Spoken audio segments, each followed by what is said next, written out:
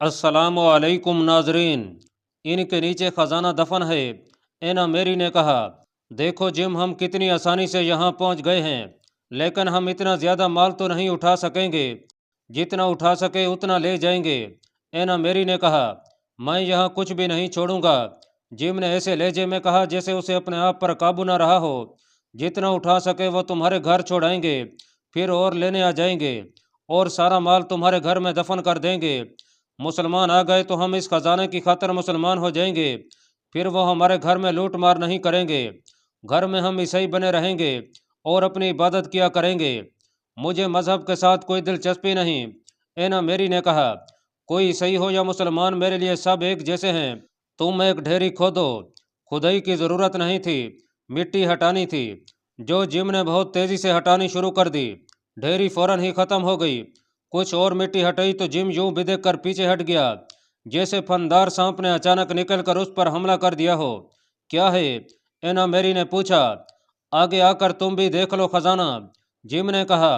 एना मेरी के हाथ में मशाल थी। वो गड्ढे के पास आई तो उसकी चीख निकल गई। गड्ढे में 3 लाशें पड़ी हुई थीं। लाशों को देखकर खौफ तो आना ही था, लेकिन इन लाशों के सर उनके साथ नहीं थे। तीनों सर लाशों के सीनों पर पड़े हुए थे। एना मेरी जिम के साथ लग गई। वो कांप रही थी। इनका तो अभी खून भी खुश्क नहीं हुआ। जिम ने कहा, ऐसे लगता है जैसे थोड़ी देर पहले इन्हें कत्ल करके यहाँ दफन किया गया है। इन्हें कत्ल क्यों किया गया है? एना मेरी ने पूछा। इन्हें मालूम होगा कि यहाँ खजाना दफन है, जिम ने कहा, और ये खजाना निकालने के लिए आए होंगे। यहाँ पादरी अपने आदमी छोड़ गए होंगे, उन्होंने देख लिया होगा।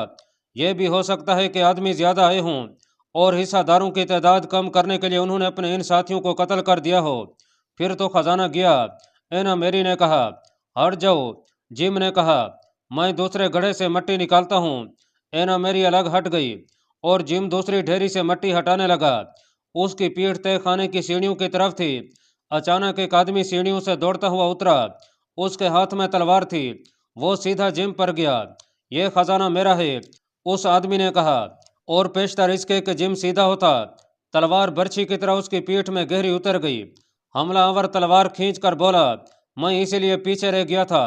जिम मट्टी की ढेरी पर गिर पड़ा। हमलावर ने एना मेरी की तरफ देखा। अब एना मेरी की बारी थी। तलवार अब उसके जिस्म में उतरनी थी। उसने खंजर फिराक के नीचे नेफे में उड़े से रखा था। वो खंजर चलाना जानती ही नहीं थी। उसके हाथ में मशल थी जिसका शोला बहुत बड़ा था। उसने बर्छी की तरह मशल हमलावर के मुंह पर मारी। बर्छी की अन्नी होती है, मशल का शोला था जिसने हमलावर के चेहरे की जिल्द के साथ उसकी आंखें जला डाली। उसके हाथ से तलवार गिर पड़ी और उसने दोनों हाथ मुंह पर रख लिए। एना मेरी ने उसे और ज्यादा बेकार करने के लिए एक बार फिर मशल का शोला उसके चेहरे पर मारा। उसके चेहरे पर उसके हाथ जले तो चेहरे से हट गए। हमलावर का चेहरा एक बार फिर झुलस गया। उसके पीछे जिम गिरा हुआ था। हमलावर पीछे हटा तो जिम से ठोकर खाकर पीठ के बल गिर पड़ा। जिम मर रहा था। उसके करीब कुदाल पड़ी थी। उसने कुदाल मजबूती से पकड़कर लेटे लेटे हमलावर के सर पर मारी। एना मेरी ने खंजर निकाला और हमलावर के सीने में उतार दिया। निकाल कर एक बार फिर खंजर सीने में ही मारा। एनी, जिम ने मरी मरी आवाज में कहा, भाग जाओ, अपने घर में जाकर छुप जाओ। नहीं जिम, एना मेरी ने कहा, मैं तुम्हें छोड़कर नहीं जाऊंगी। वो जिम के पास जा बैठी और उसका सर अपनी गोद में रखा, और इसके साथ ही जिम ने आखिरी हिचकी ली और उसका सर ढलक गया। हमलावर भी मर चुका था। मशल फर्श पर पड़ी जल रही थी। तह खाने की दीवारों और छत पर साए नाच रहे थे, जैसे ये उन 5 आदमियों की बदरूहें नाच रही हूं जो इस तह खाने में कत्ल हो गए थे। खजाना दूसरे गड्ढे में था। 2 लाशें उस गड्ढे की ढेरी पर पड़ी थीं। एना मेरी खौफ से कांप रही थी। मशल का नाचता हुआ शोला उसे डरा रहा था। उसे अचानक ख्याल आया कि कोई और भी आ सकता है। उसने मशल वहीं पड़ी रहने दी और तह खाने से ऊपर आ गई। तह खाने का दरवाजा बंद किया और आहिस्ता आहिस्ता चलने लगी। अंधेरा सियाह काला था। अगर ये लड़की इस गिरजे से वाकिफ ना होती तो दीवारों से, बिंचों से और दूसरी उन चीजों से टकराती जो वहां पड़ी हुई थीं, और उसे बाहर निकलने का रास्ता ना मिलता। सिर्फ खौफ था जो उसे चलने नहीं दे रहा था। बाहर निकलने से वो डर रही थी। उंदलुस के दारुल हुकूमत की रात खामोशी से गुजर रही थी, और यह खामोशी बड़ी ही डरावनी थी। शहर के बेशतर घर खाली हो चुके थे और एक दिलकश नौजवान लड़की के लिए यह बहुत बड़ा खतरा था। वो गिरजे में छुपने से घबरा रही थी। उसने दिल मजबूत किया और बाहर निकल गई। दीवारों की ओट में चलती अपने घर पहुंची और अंदर से दरवाजे की जंजीर चढ़ा दी। नाजरीन, इस रात के बतन से शहर ने जन्म लिया तो तारिक बिन ज़ियाद ने अपने लश्कर को कूच का हुक्म दिया। ये आखिरी पड़ाव था और यह सफ़र ज़्यादा लंबा था। तारिक ने अपने नायबीन और दीगर अहदेदारों को ज़बानी रिहर्सल करा दी थी कि तलीता के मुहासरे को किस तरह कामयाब करना है। 712 ईस्वी 93 हिजरी के आखिरी दिनों का वाक़या है। अमीर अफ्रीका मूसा बिन नसीर 18,000 प्यादों और सवारों का लश्कर लेकर अंदलुस के जनूबी साहिल पर उतरा। वो तारिक बिन ज़ियाद की मदद के लिए तो नहीं गया था। यूरोपीय मौरखों ने मुसलमानों की हर खामी को उछालना ही था। खुद मुसलमान मौरखों ने लिखा है कि मूसा बिन नसीर अंदलुस की फतह का सेहरा अपने सर बांधना चाहता था। तारिक बिन ज़ियाद बजा तौर पर फातेह अंदलुस कहलाने लगा था। उसकी फतूहात की इतलाएं अमीर उल मोमिनीन वलीद बिन अब्दुल मलिक तक पहुंच रही थीं और अमीर उल मोमिनीन की तरफ से तारिक बिन ज़ियाद के नाम पैगाम जाने लगे थे। मूसा बिन नसीर को यह सूरत हाल अच्छी न लगी। बर्बर मुसलमानों को अरब के मुसलमान पसमानदा और गवार समझते थे। मूसा बिन नसीर ने भी गवारा न किया कि उसका आज़ाद किया हुआ गुलाम फातेह अंदलुस कहलाए। बाज़ मौरखों ने लिखा है कि मूसा बिन नसीर की उम्र 80 साल के करीब थी, इसलिए वो अपने फ़रज़ पहली सी तनदही से अंजाम नहीं दे सकता था। वो अपने मातहतों और मुशीरों के बलबूते पर कारोबार सल्तनत चला रहा था। उन लोगों ने उसका दिमाग अपने कब्जे में ले लिया था और वही आकर उसके दिमाग में ये बात पुख्ता करते रहते थे कि एक गुलाम का फातेह कहलाना आका और अमीर की तौहीन है। कुछ ऐसे शवाहिद मिलते हैं जो मूसा बिन नसीर के ज़हनियत को वाज़े करते हैं। एक ये कि उसने तारिक बिन ज़ियाद को अंदलुस भेजा था तो उसे सिर्फ 7,000 फौज दी, जिसमें सवार बहुत ही कम थे, लेकिन खुद गया तो 18,000 का लश्कर ले गया, जिसमें 10,000 सवार और 8,000 प्यादे थे। अगर वो तारिक बिन ज़ियाद के हक में मुखलस होता तो खुद जाने की बजाय यह फौज तारिक को कुमे के तौर पर भेज देता। दूसरी शहादत यह मुलाहिजा हो कि उसने अपने दो बेटों अब्दुल्ला और मरवान को सलार बनाकर अपने साथ रखा और अपने बड़े बेटे अब्दुल अजीज को अपना कायम मकाम अमीर अफ्रीका बना दिया। तारिक बिन ज़ियाद जो मकामात फतह करता हुआ आगे बढ़ा था, उनमें दो मशहूर मकामात मैदूना सेदूना और करमुना थे। मूसा बिन नसीर को उसके जासूसों ने बताया कि इन दोनों शहरों में तारिक बिन ज़ियाद शहरी इंतज़ामिया को चलाने के लिए ईसाई हुक्काम मुकर्रर कर गया था। यह भी तारिक की एक मजबूरी थी कि उसके पास इंतज़ामी उमूर के लिए आदमी नहीं थे, इसलिए उसे ईसाई और यहूदी हक़ मुकर्रर करने पड़ते थे। मूसा बिन नसीर को इतला मिली कि इन दोनों जगहों पर ईसाइयों ने बगावत जैसी सूरत हाल पैदा कर रखी है जो बहुत जल्दी बगावत बन जाएगी। मूसा बिन नसीर ने अचानक दोनों जगहों पर एक के बाद दीगरे चढ़ाई कर दी। ये तो हो नहीं सकता कि मुसलमानों की फौज जाती और उसके लिए शहर के दरवाजे बंद हो जाते। हुकूमत तो बहरहाल मुसलमानों की ही थी। इस तरह मूसा बिन नसीर ने दोनों शहरों पर अपना कब्जा मजबूत करके अरबी हक़ मुकर्रर कर दिए। उसका कारनामा बस इतना ही था कि इन दोनों जगहों पर अगर बगावत की चिंगारी सुलग रही थी तो मूसा बिन नसीर ने उसे शोला या धमाका बनने से पहले ही सर्द कर दिया। लेकिन उसने दमिश्क को इस किस्म की इतला भेजी जैसे ये मकामात उसने खुद फतह किए हों। मूसा बिन नसीर की जंगी अहमियत और क़यादत का इम्तिहान उस वक्त सामने आया जब उसने अशबीलिया का रुख किया। यह अंदलुस का एक और मशहूर और बड़ा शहर था जिसे तारिक बिन ज़ियाद ने इसलिए नज़रअंदाज कर दिया था कि वो पहले अंदलुस की शहरग या अंदलुस का दिल अपनी मुट्ठी में लेना चाहता था। ये शहरग या ये दिल तलीता था जो अंदलुस के बादशाहों की गद्दी था। इसके अलावा तारिक के पेश नज़र तलीता की कफ़ियत यह भी थी कि बादशाहों की यह गद्दी खाली पड़ी थी और अंदलुस में किसी की हुकूमत नहीं थी। तारिक गरनाता और कुर्तुबा को भी तलीता जैसे अहम मकामात समझता था। प्रोफेसर रोजी ने लिखा है कि यह तीन मकामात के आ जाने से बाकी मकामात की कोई हैसियत नहीं रह जाती थी। वहाँ की फौज ने आज खुद ही हथियार डाल देने थे। ये तारिक बिन ज़ियाद की जंगी फ़हम फरासत का करिश्मा था कि उसने आला तदबीर को बरूए कार लाकर कम से कम फौजी ताकत से ज़्यादा फ़ायदा हासिल कर लिया। मूसा बिन नसीर ने अपने जासूस पहले ही अशबीला भेज दिए थे। इसके अलावा उसने मैदूना सेदूना और करमोना के सरकर्दा लोगों से अशबीला के मुतालिक अहवालों को वह मालूम कर लिए थे। उसने इस शहर का मुहासरा कर लिया। उसे तवक्को थी कि इतनी ज़्यादा फौज से वो कलाबंद शहर को बहुत जल्दी फतह कर लेगा, लेकिन वहाँ की फौज ने ऐसा तरीका इख्तियार किया जो जाहिर करता था कि शहर को इतनी आसानी से नहीं लिया जा सकेगा जितनी मूसा बिन नसीर को तवक्को थी। अशबीला वालों ने दिफा का अंदाज ये इख्तियार किया कि अली उस सुबह अचानक शहर के दो दरवाजे खुलते और घुड़सवार बंद तोड़कर आने वाले सैलाब की तरह बाहर निकलते और मुसलमानों पर हल्ला बोल देते। वो जमकर नहीं लड़ते थे बल्कि तलवारें और बर्छियाँ चलाते आगे निकल जाते और वापस शहर में चले जाते थे। उनका कोई पता नहीं चलता था कि किस वक्त वो किस तरफ से बाहर निकलेंगे। मूसा बिन नसीर ने इस सूरत हाल का मुकाबला करने की बहुत कोशिश की, लेकिन मुहासरा तूल पकड़ता गया اور 1 مہینہ گزر گیا۔ موسیٰ بن نصیر تجربہ کار سپہ سالار تھا، اس نے کئی قلعے سر کیے تھے، وہ خود بھی سپاہیوں کی طرح لڑا تھا، لیکن وہ عمر کے آخری حصے میں پہنچ گیا تھا جہاں اس کا دماغ کام کرتا لیکن جسم میں وہ دم خم نہیں رہا تھا جو اسے قلعے کی دیواروں پر بھی چڑھا دیا کرتا تھا۔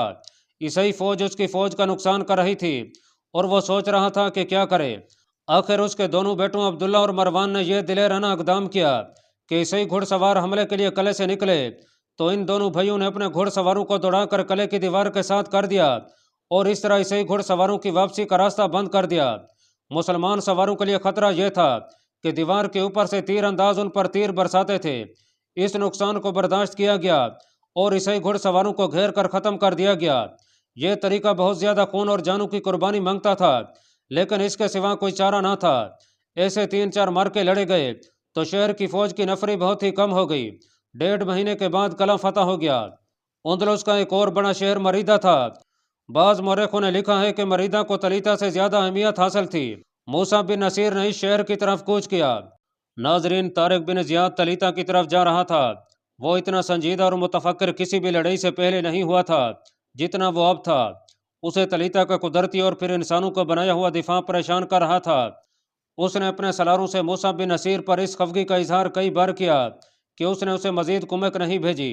وہ کمک کی ضرورت بڑی شدت سے محسوس کر رہا تھا۔ یہ طارق بن زیاد کی خوش نصیبی تھی کہ ہزاروں بربر اس کے پاس خود ہی پہنچ گئے تھے، ورنہ وہ اتنی زیادہ کامیابیاں اتنے کم عرصے میں حاصل نہ کر سکتا۔ یہ تو اسے معلوم ہی نہیں تھا کہ موسیٰ بن نصیر 10,000 سواروں اور 8,000 پیادوں کے ساتھ اندلس میں داخل ہو چکا ہے۔ طارق بن زیاد کو یہ تو علم ہو گیا تھا کہ تلیتا کا دفاع بہت مضبوط ہے، لیکن اسے یہ معلوم نہ تھا کہ تلیتا کے اندر کی کیفیت کیا ہے۔ طارق بن زیاد اپنے لشکر کے ساتھ دریائے ٹیگس پر پہنچ گیا۔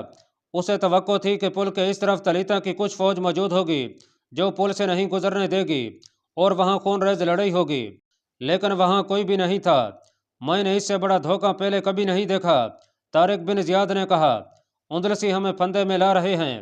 ہاں ابن زیاد، سالار ابو ذروہ طریف نے کہا، یہ دھوکے کے سوا کچھ بھی نہیں ہو سکتا۔ یہ دریا اس شہر کے چاروں طرف بہتا ہے، ہم آگے گئے تو دریا کے گھیرے میں آ جائیں گے، اوپر سے شہر کی فوج آ جائے گی، نکلنا مشکل ہو جائے گا۔ لیکن میں یہاں سے واپس تو نہیں جا سکتا، طارق بن زیاد نے کہا۔ ہم آگے جائیں گے۔ طارق اپنی فوج کو جس ترتیب میں پل سے گزار کر لے گیا وہ تاریخوں میں کچھ اس طرح آئی ہے کہ اس نے گھڑ سواروں کو پہلے گزارا، پھر پیادے آگے گئے۔ طارق کی ہدایات کے مطابق گھڑ سواروں نے پیادوں کو اپنے گھیرے میں لے لیا تاکہ بحر سے حملہ ہو جائے تو گھڑ سوار حملہ روکیں۔ تیر اندازوں کو پہلو پر رکھا گیا، انہیں دائیں بائیں اور پیچھے نظر رکھنی تھی اور اچانک حملے کی صورت میں حملہ آوروں کو تیز تیر اندازی سے روکنا تھا۔ جس قدر احتیاط ہو سکتی تھی طارق بن زیاد نے کی۔ پھر چند ایک سواروں کو قلعے کے ارد گرد یہ دیکھنے کے لیے دوڑایا کہ ادھر کوئی فوج ہے یا نہیں۔ شہر میں ایک آواز اٹھی، وہ آ گئے، اور یہ آواز شہر میں پھیلتی چلی گئی۔ شہر میں کچھ ہی لوگ رہ گئے تھے، یہ زیادہ تر یہودی اور گوت تھے۔ طارق بن زیاد کے بھیجے ہوئے گھڑ سوار شہر کے ارد گرد چکر لگا کر واپس آ گئے۔ انہوں نے بتایا کہ کہیں بھی دشمن کی فوج کا کوئی ایک بھی آدمی نظر نہیں آیا۔ یہ طارق بن زیاد نے پہلے ہی دیکھ لیا تھا کہ قلعے اور شہر کی دیوار پر کوئی فوجی نہیں تھا۔ طارق نے محسوس کیا کہ اور زیادہ احتیاط اور انتظار کی ضرورت ہے۔ اس نے اپنے سالاروں جولین اور اوپاس کو صلاح مشورے کے لیے بلایا۔ اس نے فیصلہ کر لیا تھا کہ شہر کو محاصرے میں لے لیا جائے اور دیکھا جائے کہ تلیتا کی فوج کیا کارروائی کرتی ہے۔ اس کا مطلب یہ تھا کہ محاصرے کو طول دینا تھا، اور ہم نے حیرت انگیز بات یہ دیکھی ہے کہ شہر کے دروازے کھلے ہوئے ہیں۔ گھڑ سواروں کے کماندار نے طارق بن زیاد کو بتایا، لوگ ان دروازوں سے نکل رہے تھے، انہوں نے ہمیں دیکھا، بھاگتے ہوئے اندر چلے گئے اور کچھ باہر کو بھاگ گئے۔ یہ باتیں اور صلاح مشورے ہو ہی رہے تھے کہ طارق بن زیاد کے کان میں کسی کی یہ آواز پہنچی کہ وہ دیکھو صدر دروازہ کھل گیا ہے۔ سب نے ادھر دیکھا، 5-6 معزز قسم کے آدمی گھوڑوں پر سوار باہر نکلے۔ وہ فوجی نہیں تھے، وہ مسلمانوں کی فوج کی طرف آ رہے تھے۔ طارق بن زیاد اپنے سالاروں اور مشیروں کے ساتھ ان کی طرف بڑھا۔ شہر کے آدمیوں نے گھوڑے اور تیز کر لیے، ہم صلح اور دوستی کا پیغام لے کر آئے ہیں۔ شہر سے آنے والے آدمیوں میں سے ایک نے کہا، ہمارے ساتھ ہیں اور شہر لے لیں۔ اوپاس اور جولین نے ان آدمیوں کو پہچان لیا، ان میں 2 یہودی تھے اور باقی گوت قوم کے افراد تھے۔ وہ سب گھوڑوں سے اترے اور جولین اور اوپاس سے بغل گیر ہو کر ملے۔ پھر انہوں نے طارق کے ساتھ مصافحہ کیا۔ تم عظیم ہو طارق، وفد کے لیڈر نے کہا، اندلس تمہارا ہے، میرا نہیں۔ طارق بن زیاد نے کہا، یہ اللہ تعالیٰ کا اور رسول اللہ صلی اللہ تعالیٰ علیہ وآلہ وسلم کا ملک ہوگا جس نے مجھے فتح و نصرت کی بشارت دی تھی۔ اسلام میں کوئی بادشاہ نہیں ہوتا، بادشاہی صرف اللہ تعالیٰ کی ہوتی ہے، اور اس بادشاہی میں ہر انسان کو مساوی حقوق ملتے ہیں۔ کیا ہم امید رکھیں کہ ہمیں پورا حق ملے گا؟ گوت قوم کے ایک معمر آدمی نے پوچھا، تمہیں جو حق ملے گا اسے تمہاری آنے والی نسلیں بھی یاد رکھیں گی؟ طارق بن زیاد نے کہا۔ بعد میں طارق بن زیاد کا یہ وعدہ فراخ دلی سے پورا کیا گیا تھا۔ وٹینرا اور اس کے بھائی اوپاس کے بیٹوں کو اندلس میں بے شمار جاگیریں دی گئی تھیں۔ یہ جاگیریں نسل در نسل ان کی ملکیت میں رہیں۔ تم لوگ کیوں آئے ہو؟ طارق بن زیاد نے اس وفد سے پوچھا۔ کیا شہر میں فوج کا کوئی اعلیٰ حاکم یا شاہی خاندان کا کوئی ذمہ دار فرد نہیں تھا؟ شہر خالی ہو چکا ہے۔ طارق بن زیاد کو جواب ملا، فوجی بھی شہر سے نکل گئے ہیں۔ ایک جرنیل یوگو بیلجی موجود تھا، اسے رڈرک کے بیٹے نے قتل کر دیا ہے۔ شاہی محل میں آپ کا استقبال ہوگا۔ اگر شہر کے اس وفد کے ساتھ جولین اور اوپاس کی جان پہچان نہ ہوتی تو طارق اسے دھوکہ سمجھتا۔ وہ اپنی فوج کو ساتھ لے کر قلعے کی طرف چل پڑا۔ مسلمان فوج جب شہر میں داخل ہوئی تو شہر میں جو چند ایک لوگ رہ گئے تھے انہوں نے نعرے لگا لگا کر مسلمانوں کا استقبال کیا۔ فوج کو رہائش کے لیے ان برقوں میں لے گئے جن میں اس شہر کی فوج رہائش پذیر تھی۔ طارق بن زیاد اس کے سلاروں جولین اور اوپاس کو شاہی محل میں لے گئے۔ ناظرین، اس شہر سے جو مال و دولت اور زر و جواہرات مسلمانوں کے ہاتھ لگے وہ بے حساب تھے۔ ان گھروں کی تلاشی لی گئی جن کے رہنے والے شہر چھوڑ گئے تھے، وہاں سے بھی بے انداز زر و جواہرات نکلے، سونے اور چاندی کے برتن بھی ملے۔ کٹے ہوئے ہیروں اور تراشے ہوئے نگینوں کے 2 انبار ہاتھ آئے۔ طارق بن زیاد کے حکم سے شاہی محل کی تمام دولت اور جواہرات ایک کمرے میں لائے گئے۔ مورخ لکھتے ہیں کہ اتنی زیادہ دولت جس سے ایک کمرہ بھر گیا تھا، دیکھ کر طارق کے چہرے کا رنگ پیلا پڑ گیا۔ ان بیش قیمت انبار میں ان تمام بادشاہوں کے تاج تھے جو راڈرک تک اندلس کے بادشاہ رہے تھے۔ ہر بادشاہ کے لیے سونے کا تاج تیار ہوتا تھا جو اس کے مرنے کے بعد اس کی یادگار کے طور پر رکھ دیا جاتا، اور نئے بادشاہ کے لیے نیا تاج بنتا تھا۔ طارق کو شاہی محل سے 25 تاج ملے جو خالص سونے کے تھے۔ تاریخ دان پروفیسر ڈوزی نے لکھا ہے کہ بادشاہ کے مرنے کے بعد اس کا تاج بڑے گرجے کو بطور نذرانہ دے دیا جاتا تھا، لیکن بیشتر مورخوں نے لکھا ہے کہ طارق بن زیاد کو 25 تاج راڈرک کے محل سے ملے تھے۔ مورخ لین پول نے کئی اور مورخوں کے حوالے دے کر لکھا ہے کہ تلیتا میں ایک ہی جرنیل تھا جو اپنے ناجائز بیٹے کے ہاتھوں قتل ہو چکا تھا، کوئی حاکم نہیں تھا۔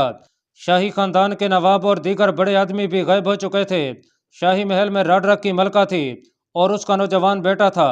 شاہی حرم میں ادھیڑ عمر عورتیں رہ گئی تھیں یا 1-2 جوان لڑکیاں تھیں، باقی سب لڑکیاں چلی گئی تھیں۔ اندلس کے دارالحکومت تلیتا پر اب طارق بن زیاد کا قبضہ تھا۔ گوت اور یہودی اس کے گرد اکٹھے ہو چکے تھے۔ طارق بن زیاد نے ان میں سے چند آدمی منتخب کر کے انہیں شہر کے حکام مقرر کر دیا اور انہیں شہری انتظامیہ کے مختلف شعبے دے دیے۔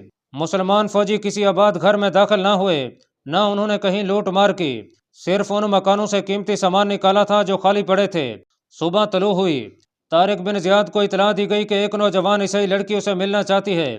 طارق نے اسے ملاقات کی اجازت دے دی۔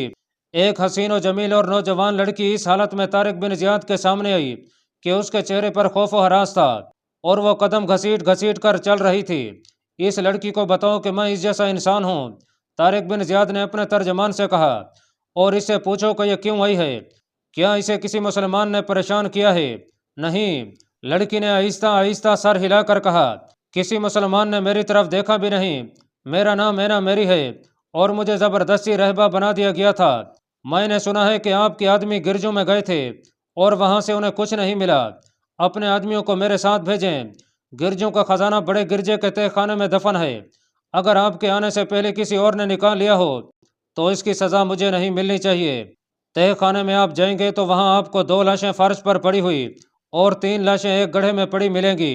اس گڑھے کے ساتھ ایک اور گڑھا ہے جو مٹی سے بھرا ہوا ہے اور اس پر قبر کی شکل کی ڈھیری بنی ہوئی ہے، خزانہ اس ڈھیری میں ہونا چاہیے۔ طارق بن زیاد نے چند آدمی اس لڑکی کے ساتھ بھیج دیے۔ لڑکی انہیں بڑے گرجے کے تہہ خانے میں لے گئی، وہاں انہوں نے 2 لاشیں پڑی دیکھیں، پھر 3 لاشیں گڑھے میں بھی دیکھیں۔ جو گڑھا کبھی کھودا نہیں گیا تھا اسے کھودا گیا، اس میں سے وہ تمام خزانہ 2 بکسوں میں بند ملا جسے پادریوں نے دوسرے گرجوں میں سے لا کر یہاں دفن کیا تھا۔ اس وقت جب بڑے گرجے میں سے خزانہ نکالا جا رہا تھا، اوپاس میرنیا کے کمرے میں بیٹھا ہوا تھا۔ ایک کام کرنا اوپاس، میرنیا نے اسے کہا، میں اس فاتح سپہ سالار طارق بن زیاد کو جس نے راڈرک کو زمین کے تختے سے اٹھایا اور اس کی بادشاہی ختم کی ہے، ایک تحفہ دینا چاہتی ہوں، کل مجھے اس تک پہنچا دو۔ پہنچا دوں گا۔ اوپاس نے کہا اور پوچھا تحفہ کیا دو گی؟ ایک وزنی بکس ہے۔ میرنیا نے کہا کل 3-4 آدمی اپنے ساتھ لے آنا اور یہ بکس اٹھوا کر میرے ساتھ چلنا۔ اللہ پاک کمی بیشی معاف فرمائے۔ اللہ آپ کا حامی و ناصر ہو، آمین۔